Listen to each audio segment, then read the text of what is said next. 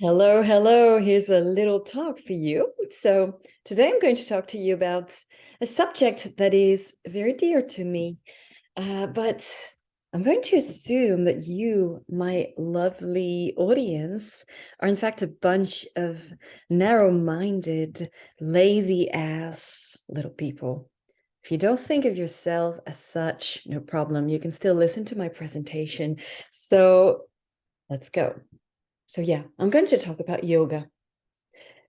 First of all, I'm going to pose a big mystery, a question which my presentation will revolve around. And this question is the following.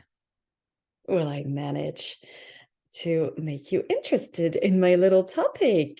All right, let's see that. Lots of pressure. All right, my first chapter is going to be me wondering about what you might be thinking of right now. So let's go. All right. When I tell you yoga, maybe you're simply already thinking, boring. Maybe you're having some images of far away Hindu men doing some crazy poses. I know that's the idea that I used to have about yoga when I was growing up. Yoga was not so fashionable at the time. Or maybe you're thinking, yeah, probably, yeah, old people too easy for me. This is the second image that I might have had about yoga personally. Or maybe you're thinking about what we tend to see more of now. Super flexible people, beautiful bodies, beautiful settings, beaches and everything. Lovely nature that you don't have in your country, in your home. And people that you will simply never look like. Or perhaps you're thinking about all the efforts that you need to put in order to look like the healthy yoga type, that you need to be eating solely seeds and vegetables and not many things. In any case, maybe I'm wrong. Maybe you're thinking that simply yoga is not for you, that you're not flexible enough, that maybe your lifestyle doesn't really correspond to the standards of that healthy, yogi, wise life and whatnot. And well, let me tell you that if you decide one day to do yoga, you will do it right. Because, yes, if you do it, you can only do it right. And that leads me to my chapter 2, which is yoga is yours. So, why am I saying that? Why is yoga yours when you don't even know about it? Maybe. All right. So, yeah, there's more mystery coming. Yeah, lots of questions. Uh, so, why is yoga yours? Maybe you're wondering what that little goat is doing here. Well, why am I saying that yes, yoga is yours, that you can make it yours? Is it maybe because there are so many styles of yoga, especially now? Look at that. Maybe you've heard of Hatha, Vinyasa, Ashtanga, Yin, Kundalini, all those things. And now, yeah, maybe you're thinking about meditation and hot yoga, power yoga, and all these things. The mix of yoga with Pilates, yoga practiced on some kind of swing, which makes you fly, and yoga, which is practiced together to make some kinds of acrobatics. Maybe you've heard of tantric yoga, but maybe you haven't heard of tantrum yoga. Yes, apparently that's a thing, a yoga style of yoga in which you invited to throw tantrums and scream and vent out your rage. Nude yoga, how's that? Broga yoga, you bring a bro with you and you practice yoga together. Beer yoga, cannabis yoga, yoga raves. Never been to one of that. You even have goat yoga, hence the picture. In French, it's called yoga biquette. You also have dog yoga, kids yoga, and many, many other things. So yes, is yoga yours because there are so many styles? Perhaps. maybe, yes. Not only, this is not only the reason. So of course, yes, the fact that there are a lot of styles of yoga available now is pretty good help for helping you find what would work for you. But yes, maybe the question that you're asking yourself now is, what the hell is yoga? Or maybe you could even add in or the little interrogative pronouns starting with WH, what, where, when, why, who, whatever. So what is yoga? Maybe a lot of people might be asking themselves, is it a sport? Is yoga a sport? When you practice yoga, is that enough physical activity?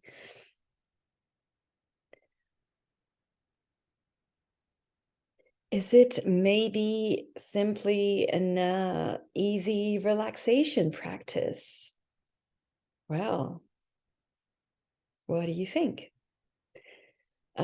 Is it perhaps a religion? Maybe you've heard of all those spiritual things and Om and music and everything. I don't know. Is it perhaps a science? Very well-rounded, rational science, which has been studied extensively. Who knows?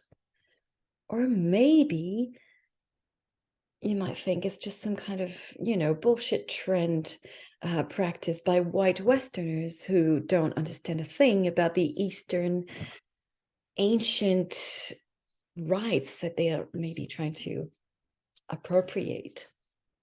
Well, I might have a couple of answers for you about that.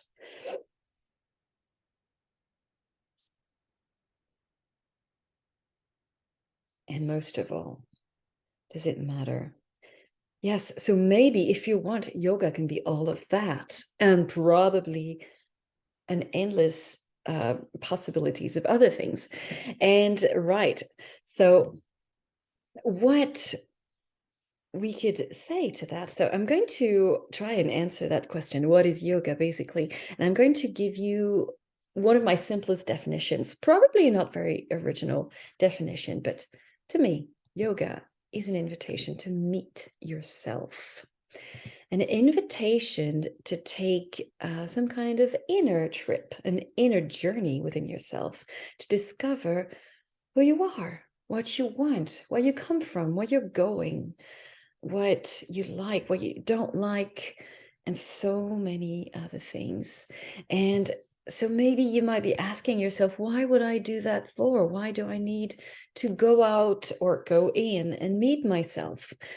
Well, what I can tell you is that knowing yourself is something that can bring you everything that you need. And not only you, because if you are fine, then you can help making the world around you fine too, or better at least. And getting to know yourself can help you know how to get whatever it is that you need. It can be made, if it's just about physical fitness, for example, well, you can get that in yoga. If it's quietness, if it's focus, if it's, better digestion, whatever it is that you need, you can find it in yoga, because this is a way to teach you how to learn about yourself, how to know who you are exactly. And how do you do that? Well, yoga can help you get in touch with maybe the power of your movements and the power of your mind, the power of your imagination. And actually, this is only an example of the ways in which yoga can help you do that. So basically, the idea that is that your mat, your yoga mat, is some kind of practice for real life. So you, in a way, you subject yourself to all kinds of movements. You wake up your body in any way possible, any part of your body, but not only your body, it's actually also your mind, because you're always invited to think about what it is you're feeling in whatever you're doing right now. And for example, another principle of yoga is that it's there to help you find comfort in the discomfort, ease in difficulty. And if you find ways if you're trained in finding comfort in the discomfort within the boundaries of your mat, well, you become better equipped for finding that ease in the discomfort in your real life. So that's why yoga contains all sorts of things which are there to be a practice for your real life. And what is especially efficient, what sets yoga apart from many other sports, is that you're always invited to focus your attention. And for example, well, you don't have to do that, but very often at the beginning of a yoga practice, you will be asked to set an intention, to think about something that you would like this little sequence of yoga that you're going to practice, what you would like it to revolve around. And this intention, these ideas, these words that you put in your movements, in whatever you do, in this specific focus, this is what creates the magic. And this is what makes it not only physical activity, not only a sport. Although if you want it to be just physical, that's also your choice. So now, would you like to know more? If you don't, well, maybe you're already super interested in yoga and you can already go out there and practice. There are many, many ways. You can just go out on YouTube. You can find a studio. You know where to find it. Yeah, internet and your city. And if you want to know a little bit more, well, stay with me. And let's go to chapter 3, which is about knowing a little bit more. I will be very, very brief because yoga is a huge topic, but I'm going to lay out a few other principles which I think are very interesting.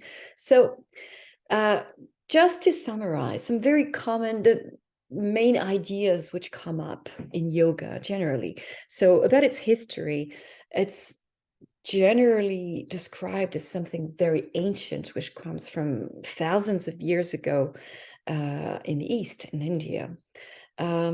Actually, we don't know so much, but what seems interesting to know about is that it's become the way it is not so long ago. Like all these practices of hatha yoga, vinyasa yoga, all the mat practices, the flows and everything that we're mostly doing right now, they're only a few dozens of years old. And this seemed to have come from mostly from some kind of a meeting between ancient Eastern Indian practices and the United States. So there were a bunch of Indian yogis who came to the United States 100 years ago or so, and who began to teach a lot of people, including some famous Hollywood stars. And that's a little bit why yoga became popular gradually during the 20th century. So yeah, it's old, and it's not so old at the same time. And so generally in yoga, you will involve your body, you will do some moves, you will do some physical activity. As I said, you can always choose the intensity of that physical activity. That can be not so intense, it can be fit for all sorts of people. I mean, including people who are in a wheelchair can still practice yoga. So the idea is to move your body and to experience yourself within the boundaries of your body and getting to know the boundaries of that body. And there's also big focus on the breath, of controlling your breath, on being aware of your breath, linking it with all the moves that you're doing with your body. And this also allows to study what's going on inside your mind and maybe learning how to control it. And this is a way also to get to higher levels of consciousness, I might say, getting in touch with your soul, your spirit. And once again, this is an optional boon of the yoga practice. And so the idea is to get in touch with yourself. That's right. And the word yoga itself means the idea of joining things. uniting things, making them work together so as to get some kind of spiritual awakening, or at least simply happiness, something that works, something that will make you operational in life and which will help you to bring good around you. So, as I said, yoga is about choosing. So this is why anybody, really anybody, can practice it. You can simply follow the idea of taking what you need and leaving out what you don't. If you're not into the om and the chanting and the spiritual things, or if you don't want to make your physical practice too intense, no problem. You just take what you need. Yoga is a way to meet yourself and to know who you are. So this is a great way to know what you need and what you don't. Or you can simply maybe set aside your thinking and surrender to some kind of well-rounded structure and discipline, which is also offered by yoga. And this leads me to my last little bonus points, not a bonus point, but yeah, a bonus point, yeah, maybe, about what we might refer to as the philosophy of yoga. So yeah, this might appear a little bit complicated at first sight, but all of this is a very, very united system, which will ultimately, if you follow it, if you ask yourself those questions honestly and sincerely, can lead you to at least peace of mind. So what I could, well, let's have a look at that. So the first things in yoga philosophy, in the yoga way of life, are called the yamas and niyamas. So the yamas are a list of 5 sorts of rules and ethical questions that you can ask yourself in order to respect those rules in the best way possible. And note that all these rules might be subject to interpretation. So let's have a look, especially at the first one, which is called ahimsa, which is this idea of non-violence. And in non-violence, so if you want to be a good yogi, if you want to be maybe a happy person and a good person, first you have to learn how to not be violent, how to not hurt the living beings around you. So that includes, of course, other human beings, animals and plants and nature in general. And that also includes you. Maybe even first of all, how to not hurt yourself, how to do good for yourself first. And so that takes a lot of thinking, a lot of questioning to know that. For example, there's the big question of what you eat. Should you eat animals or not? What kind of food should you eat? So, of course, many yogis are vegetarians. So generally, this idea of non-violence is understood as do not eat animals, do not eat meat, do not eat corpses. But, well, I believe this is absolutely subject to interpretation. And, well, eating meat is not necessarily a taboo in yogic philosophy. So this is your own decision on that. As long as you think about it honestly, and you're even allowed to change your mind, well, that works.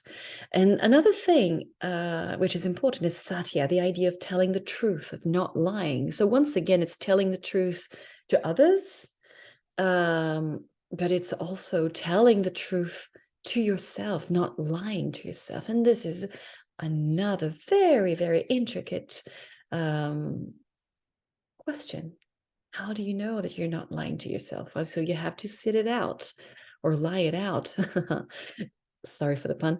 And think about what is true to you. And this also, this idea of not lying, of always telling the truth, also still goes in hand with the idea of not hurting people. So, for example, if you're thinking something very negative about someone, should you tell them just for the sake of the truth? Because if you tell them, you might hurt them. You might not bring them good. So this is always very subjective questions. Another thing, not stealing from someone. So of course, material goods, money and everything, but not stealing people's energy, for example. Being careful as to not be too cumbersome for people, not taking too much place. So this is also something that needs to be paid attention to. Not stealing, caring about yourself, but caring about others as well. Then there's this one, brahmacharya, which is, I find it pretty funny. Of course, this one has been interpreted in many ways because originally it meant continence, that is to say, no sex, especially with women, because apparently in old, let's say, Eastern writings, women were simply considered not very clean. All right, so this is something that needs to be adapted to modern life, of course. So if you're thinking really no sex, no complete total absolute continence, well, if that works for you, no problem. But you can, of course, adapt this to something which will work better in your own way of life, which is maybe not while doing it mindfully. So I'm thinking about sex or any way you might be possibly wasting your own energy, your own vital energy. So it's not necessarily sex. So yeah, spend your vital energy mindfully in a way that is good for you and others, simply. So once again, this is your interpretation. And the last yama would be the idea of non-hoarding, not wanting greediness, wanting to keep things to yourself, not being too attached to material goods, for example, keeping things to yourself when you could actually share them or simply let go of them. Then the niyamas are more about how could I say this? We call them observances, things that you need to do instead of not do. So of course, keeping a clean house and a clean body, it's called saucha, cleanliness, a clean environment. So not necessarily in terms of dirt or germs and everything, of course. Yes, has to be clean in that way, perhaps not too clean. So this is also subject to interpretation, but also this is the idea of non-cluttering, not having too many objects lying around and organizing your space in a way that you don't get too distracted and too anxious about too many things. So generally this means that keeping things to a minimal will be beneficial for you.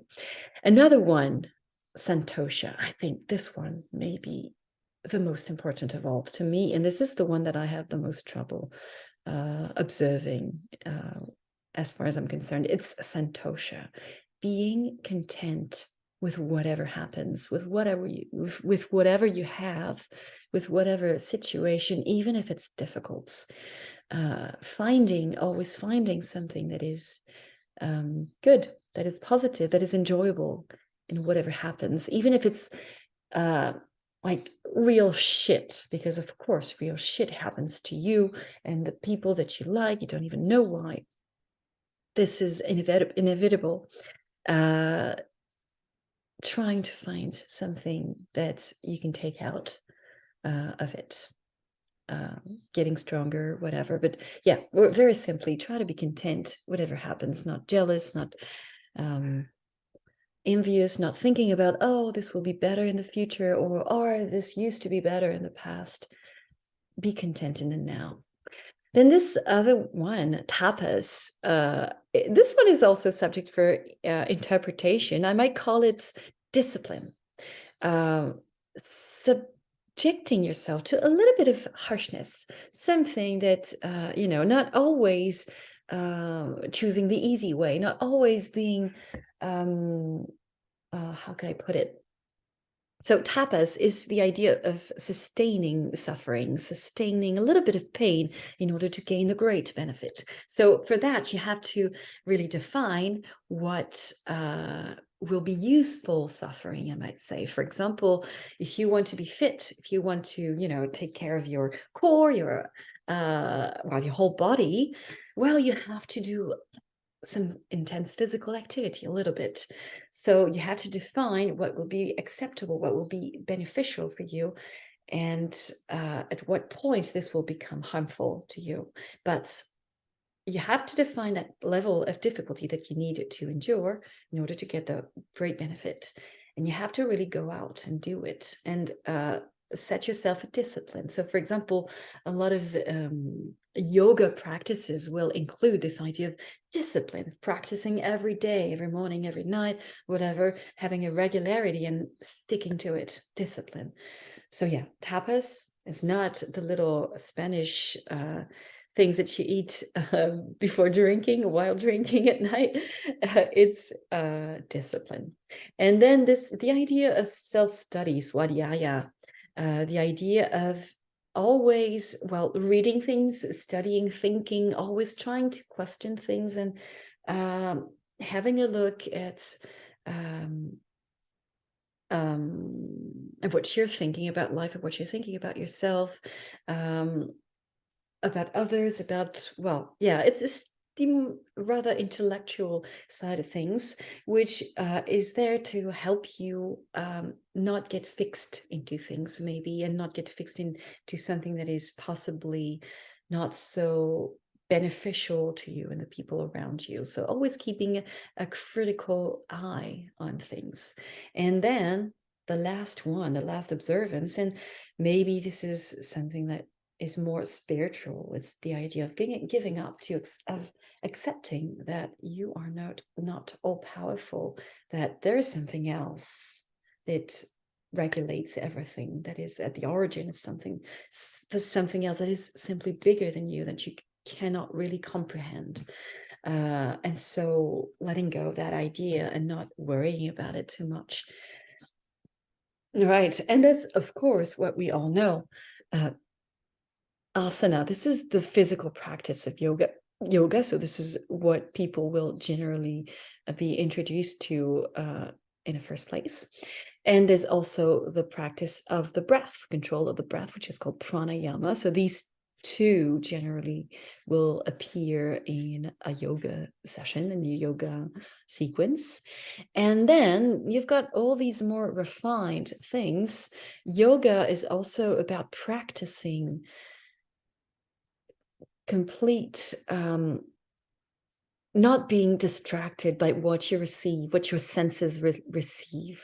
So the idea here is that you can practice this idea of not being distracted by what you hear, what you smell, what you see, in order to get it into a state of complete focus, that you cannot be deterred from that state of complete concentration, which will ultimately lead you to the real state of meditation. Like you're in some kind of flow state from which you can't really be distracted from, and in which you can get some great insights about your life, about the future, about what you should do, about, or simply you can just feel super good in that state of meditation. So this is not easily attainable. It takes some practice, some training.